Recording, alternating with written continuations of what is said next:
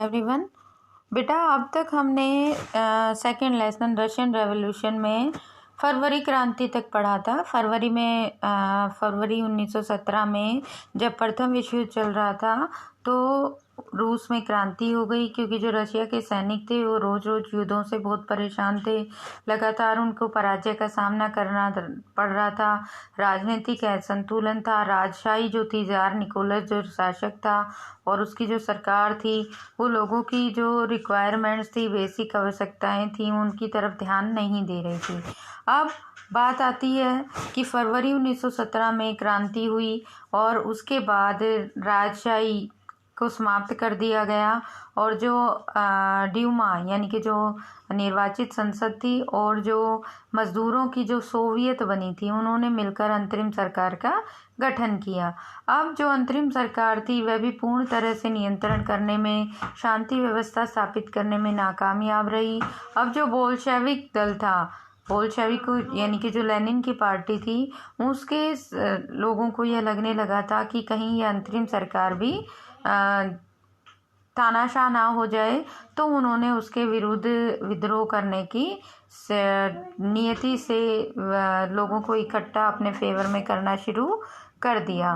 16 अक्टूबर 1917 को लेनिन ने Petrograd Soviet और बोल्शेविक पार्टी को सत्ता पर कब्जा करने के लिए राजी कर लिया। यानी कि जो पेट्रोग्राद सोवियत और बोल्शेविक पार्टी को सत्ता पर कब्जा करने के लिए, सोवियत को क्या थी बेटा? सोवियत वही थी ना जो औद्योगिक मजदूरों की जो संगठन थे, उन्हें सोवियत कहा जाता था, उनको। और जो बोल्शेविक पार्टी तो थी उसकी, लेनिन की, उन सोवियतों को भी किस पर कब्जा करने के लिए, यानी कि अब हम सत्ता अपने हाथ में लेंगे, निर्वाचित संसद के जो सदस्य उनको हटा दिया जाएगा, उनको अपने फेवर में कर लिया। और सेना में जो भी बोल्शेविक के जो भी फेवर में थे, उन सैनिकों का भी एक क्रांतिकारी समिति के रूप में गठन कर लिया। ठीक है। 24 अक्टूबर को विद्रोह शुरू हो गया और संकट की आशंका को देखते हुए जो प्रधानमंत्री करंस्की थे वो वहाँ से बाहर चले गए और जो भी सैनिक टुकड़ियाँ थी उनको इकट्ठा कर कर मतलब दोबारा से इस विरोध को दबाने की तैयारी में लग गए। और उन्होंने अपने सैनिकों को आदेश दे दिया कि वो जो भी बोल्शेविकों के जो भी उनके अखबारों के जो ऑफिसेज हैं या जो भी उनके क्षेत्र हैं, दफ्तर हैं, उन सबको नियंत्रण में ले लिया जाए। लेकिन इसके उल्टा जो सैनिक पहले ही बोल्शेविक में मिल गए थे, क्रांतिकारी संगठन बन गया था, और जो सोवियत मिल गए थे, उन सब ने करंस्की के अगेंस्ट ही विद्रोह कर दिया। ठीक है। और शाम ढलते ढलते 24 अक्टूबर को उन्होंने पूरे पेट्रोग्राद पर नियंत्रण स्थापित कर लिया। अब बात आती है कि जब पेट्रोग्राद पर बोल्शेविकों का नियंत्रण स्थापित हो गया तो वहाँ पर क्या क्या चेंजेस आए। जो बोल्शेविक जो थे वो निजी संपत्ति की व्यवस्था को क्या हो गया है, जो बोल्शेविक थे वो जो निजी व्यवस्था को पूरी तरह खिलाफ थे। वो उन्होंने नवंबर 1917 में ही, अक्टूबर की तो बात है, नवंबर 1917 में उन्होंने बहुत सारे बैंकों का राष्ट्रीयकरण कर दिया। उनकी स्वामित्व और प्रबंधन सरकार के नियंत्रण में आ गया। जमीन को सामाजिक संपत्ति घोषित कर दिया और किसानों और सामंतों को जमीन पर कब्जा करने की खुली छूट दे दी। जो बोल्शेविक के जो बड़े वो थे, उन्होंने शहरों में मकान मालिकों के हिस्से का कुछ वो छोड़कर बाकी जो उनके बड़े बड़े मकान थे उसके छोटे छोटे हिस्से करके ज़रूरतमंद और बेघर लोगों को बांट दिए। और सरकारी अफसरों की वर्दियां बदल दी। 1918 में एक सोवियत टोपी का चुनाव भी किया गया जो नए उसका प्रतीक थी। बोल्शेविक पार्टी का नाम बदलकर रूसी कम्युनिस्ट पार्टी रख दिया गया। ठीक है। अब बोल्शेविक पार्टी का नाम क्या हो गया? रूसी कम्युनिस्ट पार्टी। और नवंबर 1917 में बोल्शेविकों ने संविधान सभा के लिए चुनाव कराए और लेकिन उन्हें बहुमत नहीं मिला। फिर उन्होंने जनवरी 1918 में जो असेंबली ने बोल्शेविकों के प्रस्तावों को खारिज कर दिया, यानी कि जो नेशनल असेंबली के लोग थे उन्होंने उसे। तो अब बोल्शेविकों ने क्या किया, मार्च 1918 में जो राजनीतिक असहयोगी थे उनकी भी असहमति थी, लेकिन फिर भी उन्होंने जर्मनी के साथ संधि कर ली। और अब उन्होंने बाकी सब जो भी निर्वाचित संसद थी उसको बर्खास्त कर दिया, और जो सोवियत और समितियाँ थी उनको भी उन पर पाबंदी लगा दी। और अब रूस में सिर्फ एक दल रह गया, रूसी जो इन्होंने बनाया था, रूसी क्या थी वो, कम्युनिस्ट पार्टी जो थी, जो इन्होंने बोल्शेविकों ने नाम बदला था, जो रूसी कम्युनिस्ट पार्टी रख दिया था। अब सिर्फ वो एक दल रह गया, और अब मतलब जैसे एक दलीय व्यवस्था होती है वहाँ पर एक ही दल होता है, उसी के सदस्यों को चेंज करके चुना जाता है। भारत में क्या है बेटा, बहुदलीय है, यानी कि बहुत सारी पार्टीज है, तो वहाँ पर अब सिर्फ एक ही दल रह गया। लेकिन बाद में जो भी लोग इसके फेवर में थे, कलाकार, युवा, वो भी इसके कुछ ज़्यादा जो इसने पाबंदियां और वो लगाई थी, या समाजवाद के प्रति जो आकर्षित थे, या जो वास्तुशिल्प के क्षेत्र में नए प्रयोग शुरू किए, उसने जो ये सेंसरशिप बहुत सारे लोगों पर पार्टी ने थोपी, तो इसके कारण धीरे धीरे बाद में लोगों का इससे मोह भंग होना भी स्टार्ट हो गया था। अब बात आती है गृह युद्ध की, यानी कि जब बोल्शेविकों ने धीरे धीरे रूस पर कब्जा करना शुरू कर दिया, तो वहाँ पर गृह युद्ध की स्थिति उत्पन्न हो गई। जो उन्होंने पुनर्वितरण, भूमि पुनर्वितरण की जो व्यवस्था लागू की, उससे लोगों में होड़ मच गई। सेना में जो सैनिक थे वो किसान परिवार से थे, वो सब सेना को छोड़कर किसान बनने के लिए, ज़मीनों को प्राप्त करने के लिए वापस आने लगे। ठीक है, इस तरह से वहाँ पर लूट मार, डकैती, भुखमरी जैसी समस्याएं पैदा हो गई। अब 1920 में जो रूसी साम्राज्य के ज़्यादातर हिस्सों पर बोल्शेविकों का नियंत्रण कायम हो चुका था। ठीक है बेटा, अब बात आती है समाजवादी समाज का निर्माण। गृह युद्ध के दौरान बोल्शेविकों ने उद्योगों और बैंकों का राष्ट्रीयकरण जारी रखा। उसने जमीन की खेती के लिए छूट दे दी, समाजीकरण किया गया, खेतों को जब्त किया गया, और यह दिखाने की कोशिश की गई कि सामूहिकता क्या है।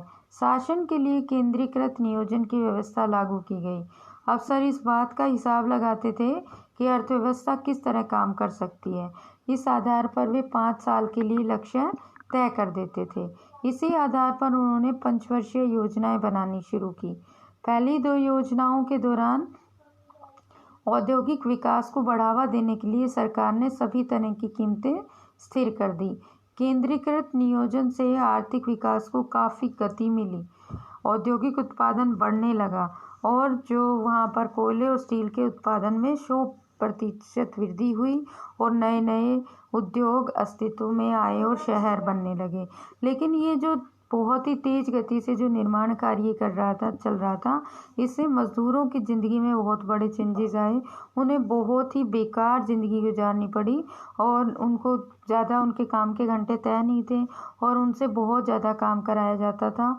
और जो विपरीत पर्यावरणीय परिस्थितियाँ थी, यानी कि जो टेम्परेचर है वो जो रशिया में टेम्परेचर बहुत कम रहता है क्योंकि वहाँ की क्लाइमेट ठंडी है, तो उस बहुत कम -डिग्री टेम्परेचर में लोगों के लिए काम करना बहुत ही मुश्किल हो जाता था। अब आती है बात स्टालिनवाद और सामूहिकीकरण की। नियोजित अर्थव्यवस्था का शुरुआती दौर में खेती के सामूहिकीकरण से पैदा हुई तबाही से जुड़ा हुआ था।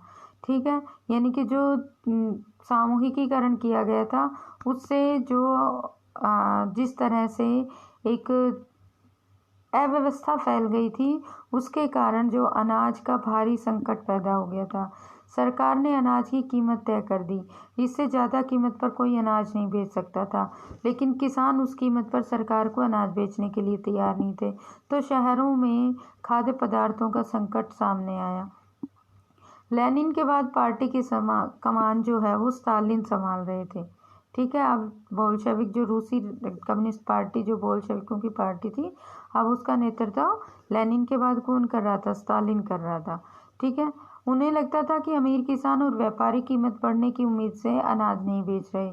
स्थिति पर काबू पाने के लिए सट्टेबाजी पर अंकुश लगाना और व्यापारियों के पास जमा अनाज को जब्त करना जरूरी था। उन्होंने 1928 में पार्टी के सदस्यों ने अनाज उत्पादक इलाकों का दौरा किया और उन्होंने किसानों से जबरन अनाज खरीदा और कुलकों के ठिकानों पर छापे मारे। ठीक है, कुलक, ये भी शॉर्ट नोट लिखना आता है कि कुलक्स कौन थे। कुलक्स रूस में संपन्न किसानों को कुलक कहा जाता था और जो अपने पास उत्पादन को स्टोर करके रख लेते थे और उन्होंने बेचने से मना कर दिया गया था तो उनके ठिकानों पर छापे मारे गए। और जब इसके बाद भी अनाज की कमी बनी रही तो खेतों के सामूहिकीकरण का फैसला किया गया, यानी कि दोबारा से उनका सामूहिकीकरण किया जाए। और इस फैसले के पक्ष में एक तर्क यह दिया गया कि अनाज की कमी इसलिए है क्योंकि खेत बहुत छोटे छोटे हैं। 1917 के बाद जमीन किसानों को सौंप दी गई। फलस्वरूप ज़्यादातर किसानों के पास छोटे खेत थे जिसका आधुनिकीकरण नहीं किया जा सकता था। आधुनिक खेत विकसित करने और उन पर मशीनों की सहायता से औद्योगिक करने के लिए कुलकों का सफाया करना था। ठीक है, और यानी कि जिनके पास बहुत जो संपन्न किसान थे उनके उस चल रहा है इसके अगेंस्ट। इसी के बाद स्टालिन ने सामूहिकीकरण का एक कार्यक्रम, ये भी आता है कि स्टालिन के सामूहिकीकरण कार्यक्रम पर शॉर्ट नोट लिखें। तो 1929 में उसने किसानों को सामूहिक खेतों, उनको कोलखोज के नाम से जाना जाता था, आदेश जारी कर दिया कि वो सामूहिक रूप से कृषि करेंगे और जो भी उत्पादन होगा बाद में उसको अपना बांट लेंगे। ज़्यादातर जमीन और साजो सामान सामूहिक खेतों के स्वामित्व में सौंप दिए गए। सभी किसान सामूहिक खेतों पर काम करते थे और कोलखोज के मुनाफे को सभी कोलखोज यानी कि जो सामूहिक खेत होता था उसके मुनाफे को वो लोग आपस में बांट लिया करते थे। इस फैसले से जो बहुत सारे किसान थे वो उनका विरोध कर रहे थे और वे अपने जानवरों को ख़त्म करने लगे। 1929-31 के बीच मवेशियों की संख्या में 1/3 कमी आ गई। सामूहिकीकरण का विरोध करने वालों को सख्त सजा दी जाती थी, परंतु बहुत सारे लोगों का निर्वासन या देश निकाला दे दिया गया, बहुत सारे लोगों को। ठीक है, वह सामूहिकीकरण का विरोध करने वाले किसानों का कहना था कि वे न तो अमीर हैं और न ही समाजवाद के विरोधी हैं, बस विभिन्न कारणों से सामूहिक खेतों पर काम करना नहीं चाहते थे। स्टालिन सरकार ने सीमित स्वर पर स्वतंत्र किसानों की व्यवस्था भी जारी रहने दी, लेकिन ऐसे किसानों को कोई खास मदद नहीं दी जाती थी। उत्पादन में बहुत ज़्यादा वृद्धि नहीं हुई सामूहिकीकरण के कारण। इसका एक कारण तो 1930-33 में फसल का खराब हो जाना था, जिससे बहुत बड़ा अकाल पड़ा और रूस में 40 लाख से भी ज़्यादा लोग मारे गए। पार्टी में भी बहुत सारे लोग नियोजित अर्थव्यवस्था के अंतर्गत औद्योगिक उत्पादन में पैदा हो रहे भ्रम और सामूहिकीकरण के परिवारों की आलोचना करने लगे थे। स्टालिन और उनके सहयोगियों ने ऐसे आलोचकों पर समाजवाद के खिलाफ साजिश रचने का आरोप लगाया। देश भर में बहुत सारे लोगों पर इस तरह के आरोप लगाए जा रहे थे। ज़्यादा लोगों को जो उसका विरोध करते थे उन्होंने, बहुत सारे लोगों ने अपराध भी नहीं किया होता था, लेकिन उनकी सुनने वाला कोई नहीं था।